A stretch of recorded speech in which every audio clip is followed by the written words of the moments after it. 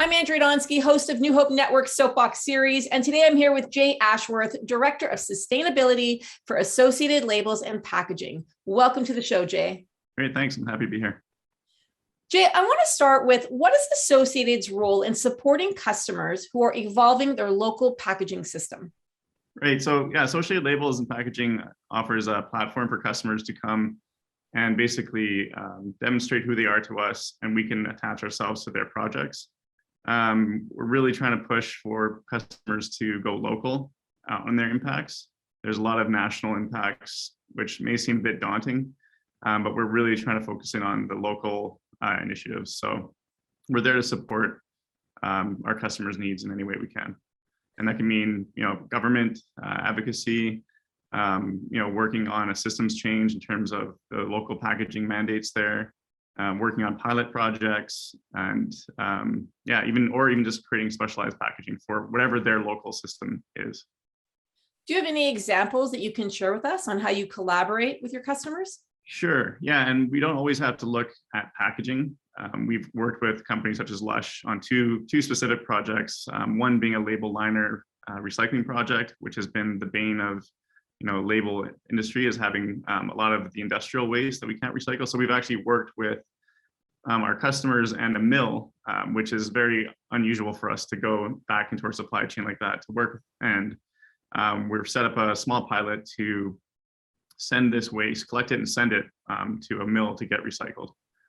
And then another one would be, for example, again, local initiatives. We've worked with some of our customers to, for shipping, use reusable boxes instead of using brand new boxes for something that only travels about 1 kilometer or 10 kilometers away from us. So for us, that's just a small impact, but it's something that changes the whole system instead of just one company or saves you a few dollars. It actually changes the whole system.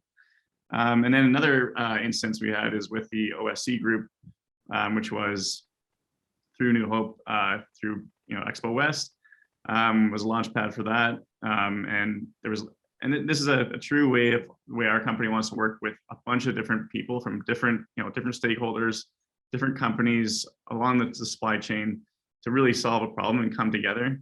That's where we get energized as a company, and we want to be part of more of those types of initiatives. So with that specific group, we all came together and we wanted a petroleum-based alternative for all these amazing natural food products, organic, using different products that we want something that's as good on the inside as it is on the outside. So our packaging didn't really represent that, so we created together compostable packaging.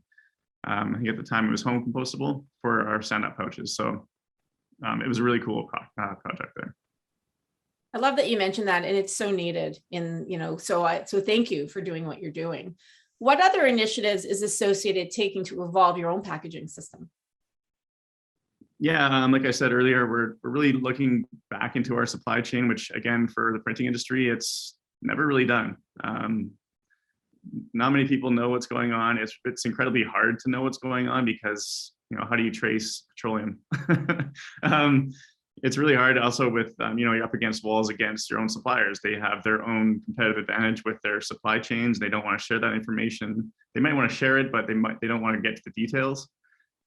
So we're still pushing hard for transparency there. We're looking at, again, back to local, looking at our own mills, or even our own oil industry around here, to ask them questions. At least we can start the conversation with, we're local. We're interested, we want to help in some way. So that kind of gets us, still in that realm of asking those questions and getting maybe some answers that our suppliers wouldn't be able to give us. And then we're also looking at the way that those processes impact, our ecosystems. And again, it's always just packaging's kind of been the afterthought, and no one thinks about really, what goes into packaging and all the different inputs that could potentially harm our ecosystems. And maybe there's other ones or alternatives we can use to kind of bridge that gap between conventional packaging and the gold standard of a compostable package. So there's things we can do in between there that aren't such a huge transition for our customers as well. What mindset, Jay, do you think customers need to embody sustainable packaging systems? Yeah, again, you got to really get away from I guess, the doldrums of what you hear on news. There's lots of, things that make you feel overwhelmed or depressed of the state of the world. It can be very overwhelming. And again, just thinking local, and then again, going back to yourself as a person. Don't think about your country and how you can fix that, or even, your company. It might be just too much. I know this personally as the director of sustainability. It can be very difficult and challenging. But if you work on just what you can do and the impacts that you can make, you can physically, and you can feel that, you can see that. So we can just change our perspective from maybe our company and back to ourselves, and how we can do that, and the impact that we have as a person. Just making changes to yourself and how you operate. The power in that is huge. You may not be able to see it, but others will for sure. How could you and we as consumers encourage companies to take this next step? Yeah, and again, just kind of piggybacking on the last question is, we can only do our absolute best. And if we're doing our absolute best, we're not going to kick ourselves in the future of saying like, oh, I wish I would have done that. We're working up against limitations.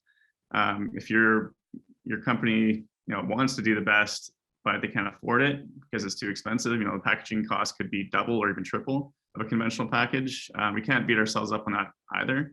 But maybe there's a greater impact we can make somewhere else until we can make that change. And there's things we can do again locally, working with local government on waste systems and getting things done in that system. And if we can change that, get together with other food companies and make change that way. And then you're not doing it alone either. It's a great answer, Jay. Thank you for sharing that. I have one last question for you. How do you, Jay Ashworth, spark change? Sure. For me, it's really about sparking change internally with, getting people involved. Our company, again, is really strong when we're together as a company. People go into meetings all the time and must feel overwhelmed when they're showing only one side of our company, but together we're really huge impact. So if our employees feel like they want to be part of something kind of bigger than themselves, this is a way that they can get involved. Thank you so much for being on our show today. Thank you. It was a pleasure.